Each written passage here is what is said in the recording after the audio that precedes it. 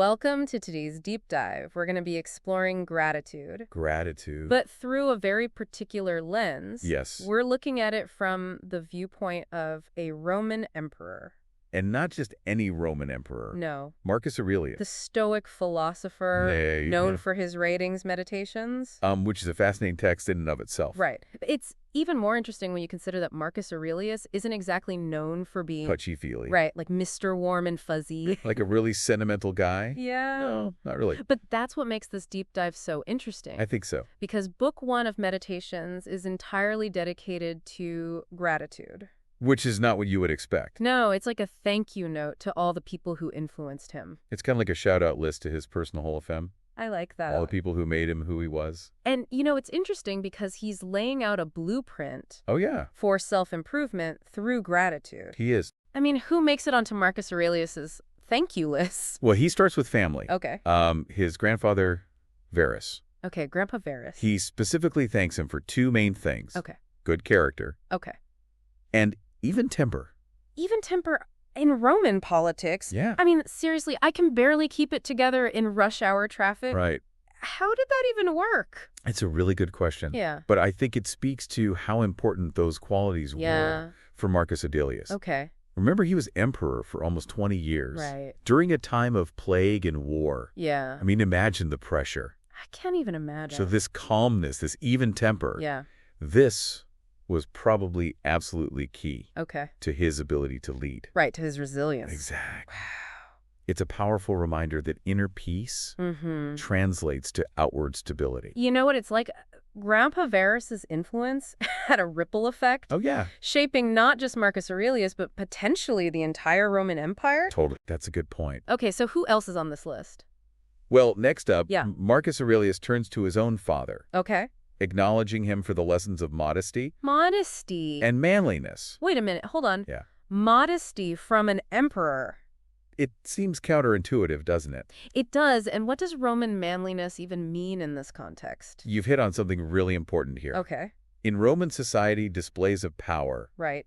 dominance were expected, Yeah, especially from an emperor. especially from an emperor. Yeah. But by highlighting modesty, Marcus Aurelius is emphasizing humility and restraint. So it's like a quiet strength. Exactly. That goes against that stereotypical image of a Roman emperor. And this Roman manliness, Right. it's not about brute force. Right. It's about courage, Okay. responsibility, and inner strength. Like leadership by example, Exactly. not by force. Right. It's so interesting because, today Yeah. we're bombarded with these images Constantly. about outward appearances. Totally. And it's refreshing to Yeah. hear an emperor advocate Yeah. for humility. And inner strength So we've got calm wisdom, from Grandpa Varus. modest strength from dad. Yeah. What about mom? Mom Marcia. Okay. He learned some really interesting things from her. Okay, I'm ready. Piety and beneficence. Okay. And abstinence. Oh, right. And simplicity in his way of living. Simplicity from Yeah. someone who lived in a palace. I know, right? That's surprising. But it speaks volumes about Stoic philosophy. Okay. Remember, Stoicism is about living in accordance with nature Right. and rejecting excess. So Mom Marcia was kind of like An early an minimalist. original minimalist. You got it. I love it. It makes you wonder, though, right? Yeah. Do we need all this stuff? It seems like that's a question that people have been asking themselves. For centuries. Yeah. Even emperors. Okay, so we've got calmness, modesty, Simplicity. simplicity. That's quite a foundation. It is. But what about his teachers? Oh, yes. His teachers. Were there any mentors that stood out on his list? Absolutely. He mentions several, Okay. but 2 in All particular. right, hit me. Rusticus and Apollonius. Rusticus and Apollonius. Yeah. Okay, so tell me about them. Well, Mm. Rusticus was all about humility, Humility. recognizing your flaws, Okay. striving for improvement. So Marcus Aurelius was told that he needed correction and cultivation. Yeah, he specifically credits Rusticus for that. That's a powerful lesson in humility. It is, isn't it? I mean, even emperors have room to grow. Exactly. What else did Rusticus teach him? He emphasized substance over style. So, like, genuine wisdom, clear communication. Rather than just flashy rhetoric. I mean, how relevant is that today in a That- world of sound bites and... Clickbait headlines. Yeah, exactly. It's about cutting through the noise. And focusing on what matters. Exactly. And then there's Apollonius. Apollonius, a true Stoic role model. Okay. He was all about steadfastness, Okay. reason above all else, Above all else. even when faced with grief and pain. So he sounds like he was almost too stoic. Yeah. Is it even possible to find that emotional balance? It's a good question. without being emotionless? It's a really important point. Okay. Stoics don't advocate for suppressing emotions entirely. Okay. Instead, they believe in understanding them, Okay. recognizing that they're often fleeting Okay. based on our perceptions, Right. and then choosing not to be ruled by them. So it's about developing inner strength, Mhm. managing emotions. Not denying them. Not denying them. Right. Exactly. Okay, that makes sense. It's like the Stoic version of mindfulness. Yeah, that's a good way to put it. Finding that balance Yeah. between acknowledging Okay. but not being controlled. So Rusticus and Apollonius. Quite the pair. Right. Each of the people on Yeah. Marcus Aurelius's list Yeah. brought something unique. Right. Did any other mentors stand out to you? Well, he mentions a few others. Okay. Sextus, for example. Sextus, Sextus. he learned about benevolence Okay. and tolerating ignorant persons. Oh, that's a good one, We could all use a little bit more of that these days. especially online. Oh my gosh, tell me about it. But, it just goes to show that Yeah. a lot of these challenges we face today, Yeah. well, they're not new. They're egos. Exactly. Yeah. Sextus was dealing with ignorant persons long before the internet. He was way ahead of his time. He was. What about the others? Well, he mentions Alexander the Grammarian, Okay. emphasized being unfault-finding So not getting hung up on the little imperfections. on all the little things. Yeah. Yeah.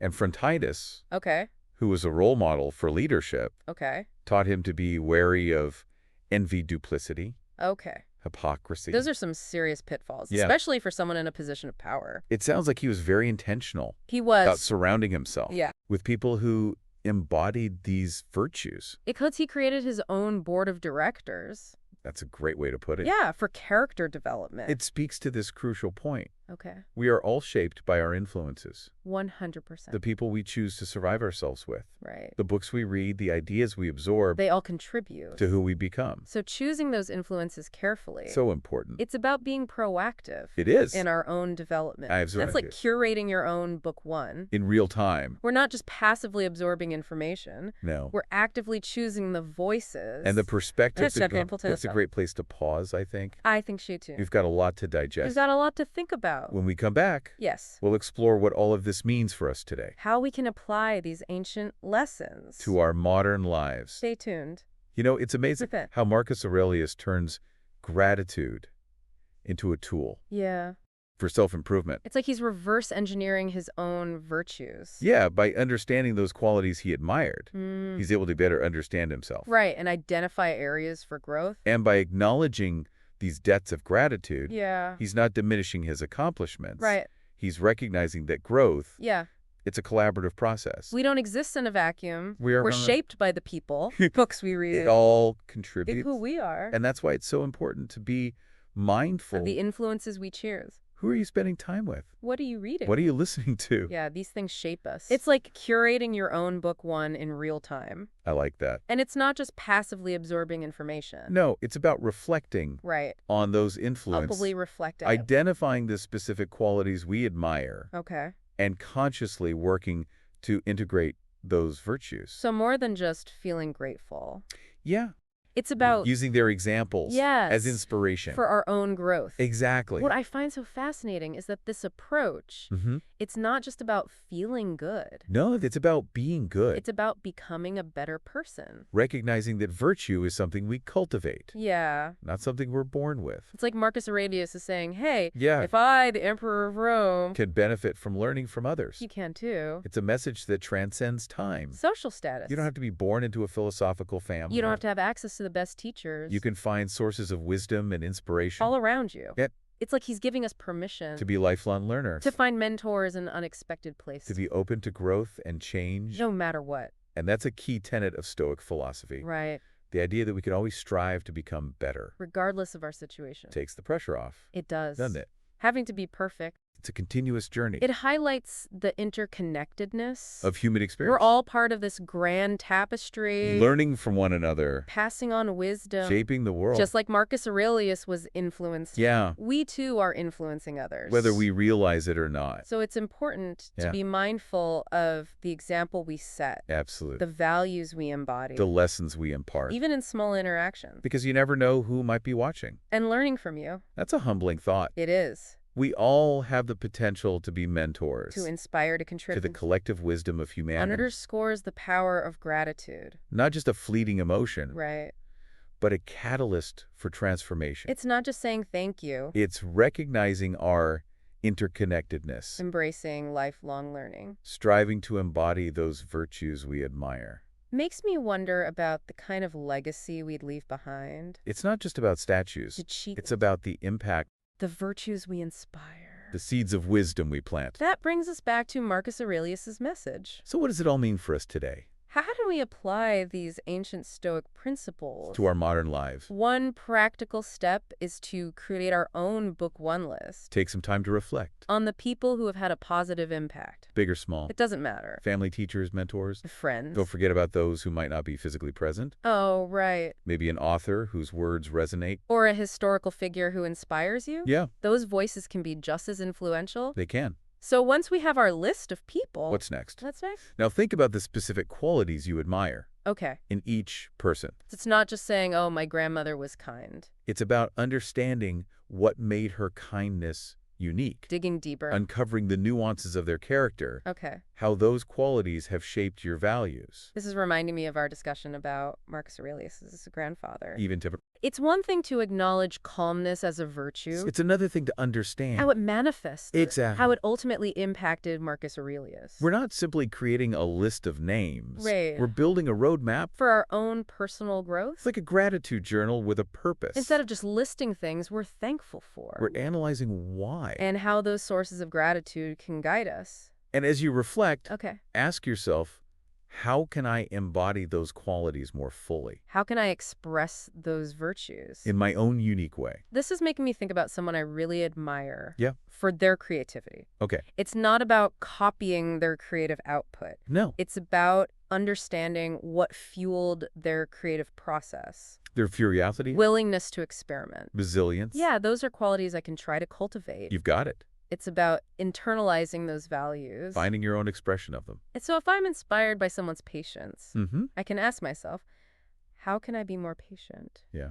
in my daily interactions? How can I approach challenges with more grace? And remember, your Book One list, It's not set in stone. you can evolve Expand as you grow. and encounter new influences. Exactly. Life is all about learning and growing. Our Book One should reflect that. And who knows? Yeah. Maybe someday we'll be on someone else's list Inspiring them. with our own unique virtues. It's not just about personal growth. It's about contributing to that ripple effect of positive influence. that extends outward. Shaping the world. It's a powerful reminder. That we're all connected. Our actions can have a profound impact. So as we wrap up our deep dive, Into Marcus Aurelius's gratitude. let's take a moment to reflect on our own Book One lists. Who are the people who have shaped you? What are the virtues you admire How can you embody those qualities? in your own life? It's a question worth pondering. Taking time to reflect on these influences Can lead to profound insights. inspire lasting transformation. We don't have to be perfect. But we can always strive to be better. Learn from the wisdom of others. Leave the world a little brighter. Beautifully said. Let's take a quick pause. Okay. When we return, Yeah. we'll delve into some practical For tips. creating our own gratitude lists. And, more importantly, turning those insights into action. Stay tuned. So we've explored Marcus Aurelius's gratitude. How we used it for self-improvement. But how do we apply this to our own lives? Well, it starts with reflection. Okay. Think about the people Mm-hmm. who have had a positive impact on you. Big or small. Doesn't matter. Family, teachers, mentors. Friends. Right. And don't forget those who might not be physically present anymore. Oh, yeah. Maybe an author or a historical figure. Those voices can be influential, too. Absolutely. So once we have our list, Yeah. what's next? Think about the specific qualities you admire Okay. in each person on your list. So it's not just saying like, oh, they were kind. No, it's about understanding what made their kindness unique. Like what fueled that kindness? Exactly. So we're getting Big specific. specific the nuances of their character. How those qualities shaped our own values.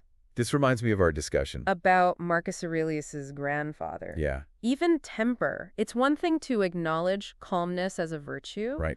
But to understand how that calmness played out. And how it impacted Marcus Aurelius. We're not just creating a list of names. We're building a roadmap. Your growth. It's like a gratitude journal. With a purpose. We're analyzing why we're grateful. And how those sources can guide us. So, as you reflect, Yeah. ask yourself, how can I embody these qualities How can I express them? in my own unique way? This is making me think about someone I admire Okay? for their creativity. Mhm. It's not about copying their output. Right. It's about understanding their process, Their curiosity. willingness to experiment. The list. Those are things I can cultivate. You got it. So if I'm inspired by patience, Okay. I can ask myself, how can I be more patient? In your daily interactions.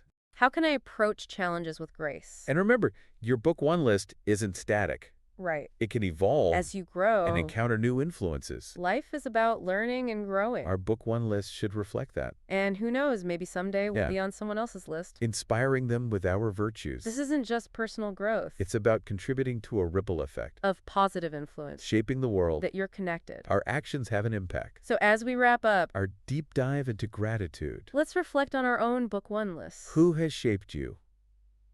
What are the virtues you admire How can you embody them? in your own life? It's a question worth pondering. Reflecting on these influences Can lead to insights. inspire transformation, We don't have to be perfect. but we can always strive to be better. Learn from others. Leave the world a little brighter. And until our next deep dive. Keep seeking wisdom. And don't forget to express gratitude. To those who have helped you along the way. See C88.